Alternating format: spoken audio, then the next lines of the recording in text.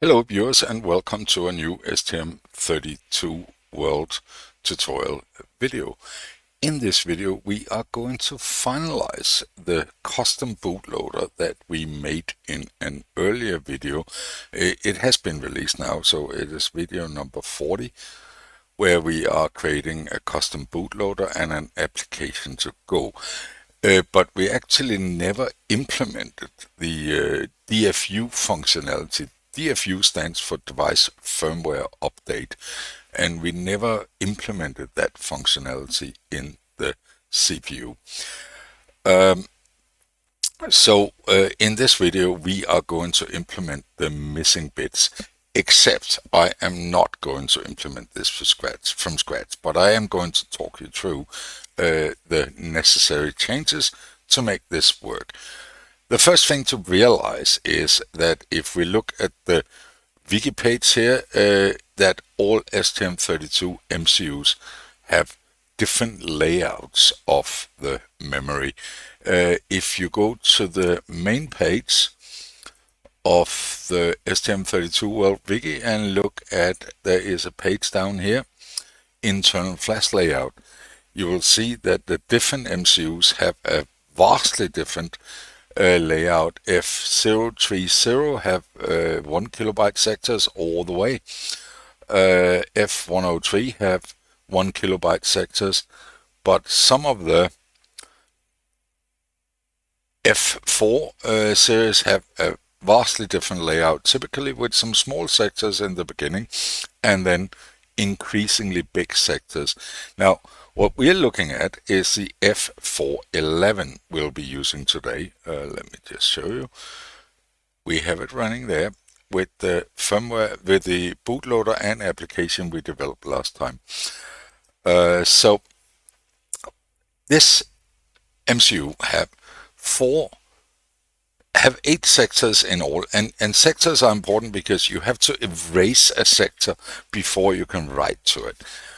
So in order to write to sector 5, for example, you have to erase this entire region in the flash and then write into it. You cannot write to a sector more than once. So you'll see you have 4 16 kilobyte sectors in the beginning. That is 64 kilobyte. Then you have another 64 kilobyte sector, and then you have 3 128 kilobyte sectors. So all in all, there is 428 kilobyte blocks. So the first thing we need to do in order to implement the DFU functionality, in the last video we selected the download firmware update class device. I think it's device firmware update, actually DFU, but it could be download firmware update. I'm not sure. And we had that running. We made one change in here in the last video, and that was we created the DFU app default address, and that default address was based on, if we look at the bootloader is 64 kilobytes from that to that, and the first address after that will be where we are locating the actual application. And if we look back at the layout, that means that these 4 sectors are actually used by the bootloader, and the application is starting here. On the sector 4. So we set this address in the previous one, and we're actually using that in the source code to jump. We jumped to that DFU app default address +4. I was asked in a comment why the +4, and that is because the first 4 bytes of binary image is the stack address, and since the stack has already been initialized in this case, we ignore that stack configuration in the application because we have already configured the stack pointer in the MCU. The other thing we need to change here is this one, the DFU media interface. Now, it's almost impossible to read here in CubeMX. So rather than looking at it here, I'll actually look at where it goes in the source code and explain this to you. But it needs to be set in here in CubeMX if you want to use this the CubeMX to generate this DFU code with the software pack. But if we look at the source code, this is how it looks. So it'll define a flash descriptor. We have internal flash here. You can have more than one, but in this case we have one. Now the flash start at 08000000, followed by 4 sectors of 16 kilobyte. And the A, I was looking around, I actually can't find that definition, but A is basically read-only. That means DFU, you can read this area, but you cannot update it. So the bootloader cannot update itself. It can only update the rest. Then it's followed by 1 sector of 64 kilo, and the G indicates that this can be written, read, written and erased, and then followed by 3 sectors of 128. So this entire string here is the one that goes into this in the CubeMX. So that is about it. Now let me show you where the source code is. If you look at the bootloader, when you add this, when you enable this software pack, it will generate a USB device. Under USB device, you will have app and target, and if we look at the app, basically everything is generated as it is supposed to be, with one exception I'll get back to later. But the only files we need to change is the USB DFU IF interface, and those two, both the header file and the C file, we will need to tweak a little.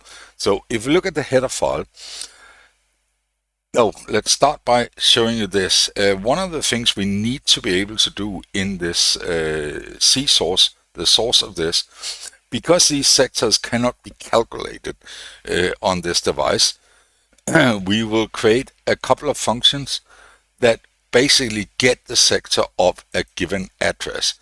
And in order to calculate that, we will need some kind of lookup table in the, or not lookup table, we could do it as a lookup table, but we're not. We're basically calculated it based on some defines. And these defines we need to create. They don't exist. So if we go into the header file here, you can see I have created these 8 sectors, sector 0 to sector 7, and the start address of each of these based on the data sheet, essentially this table, from which comes from the reference manual, actually not the data sheet, but the reference manual. So that gives us the address. So for any given address, we can calculate exactly what sector that address is in.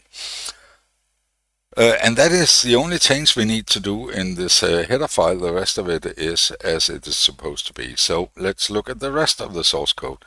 Again, this is generated by CubeMX. This string is generated by CubeMX. I have added a couple of defines I'll get back to later. And in fact, this is one of the cases where, don't ask me how I figured that out. There was a page on the internet which unfortunately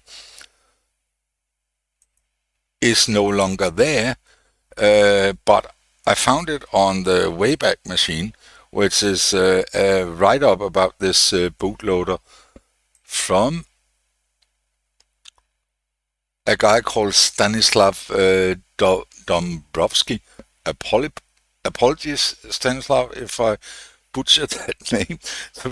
The page no longer exists on the internet, but in the Wayback Machine it's still here, and a lot of the code and example, I took a lot of this from this article the first time I implemented it. So have a look at that page, and if any of you know Stanislav, Let's get this page back. It was one of the best pages about this topic on the internet back in the day.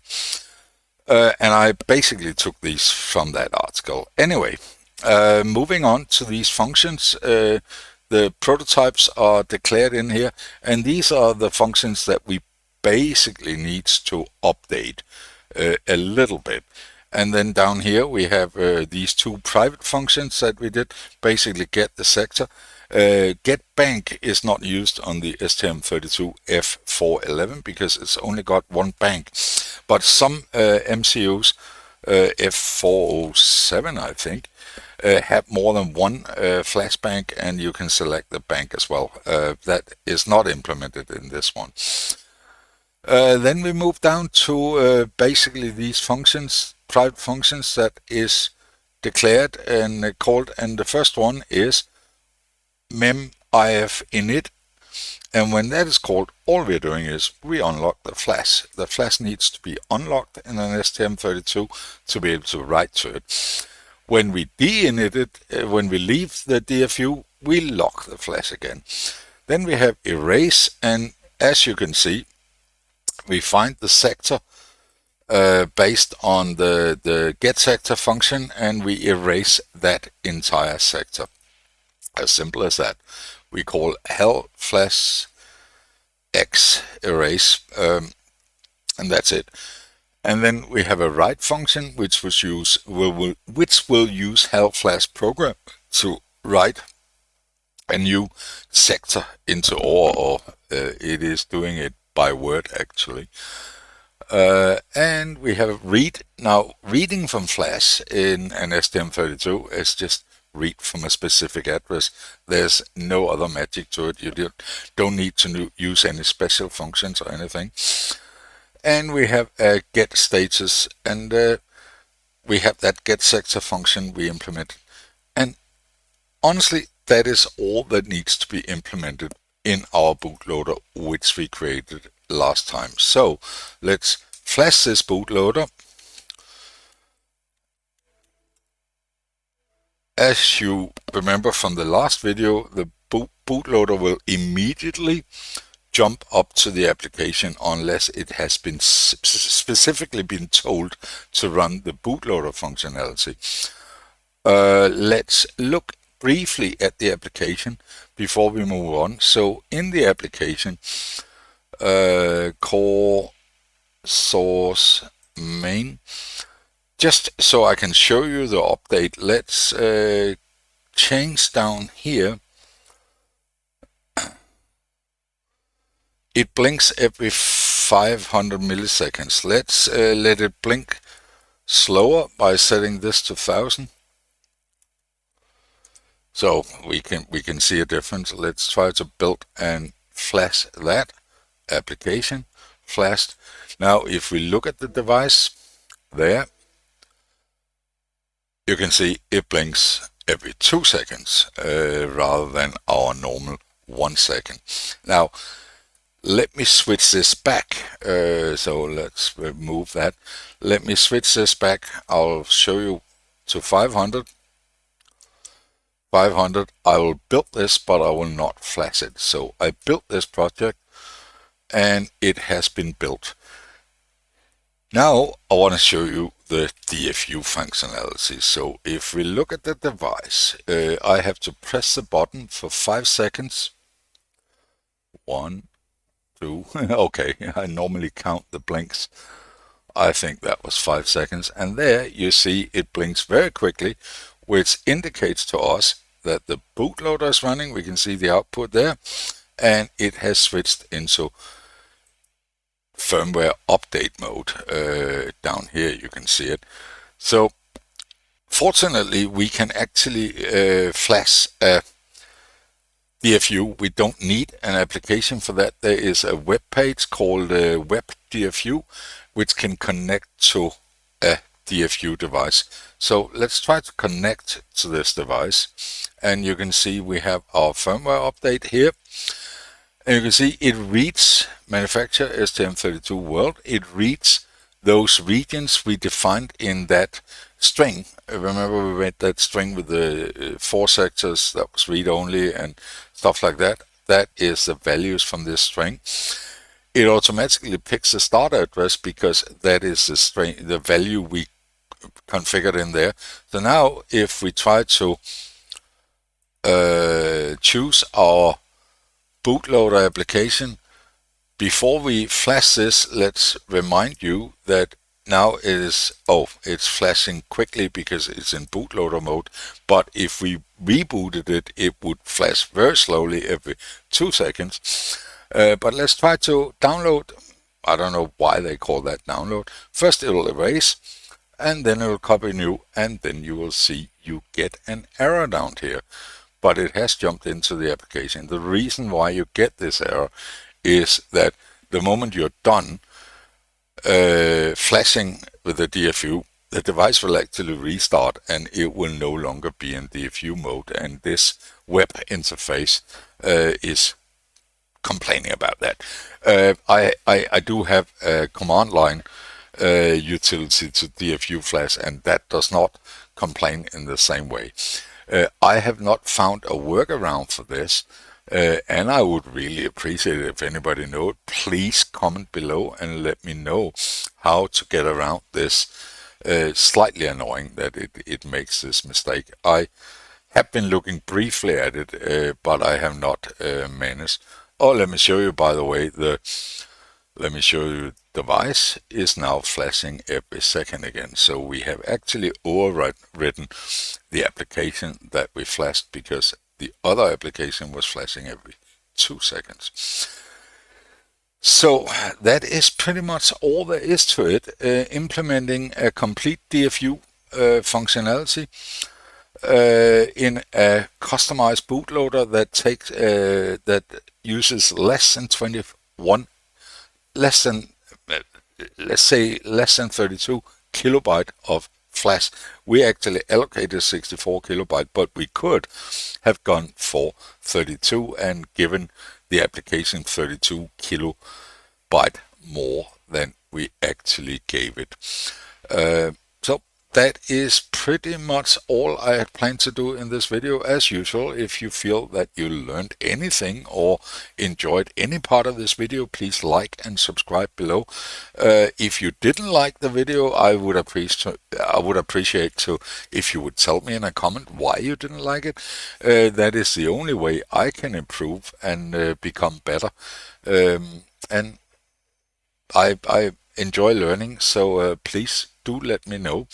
And as usual, have a wonderful rest of the day.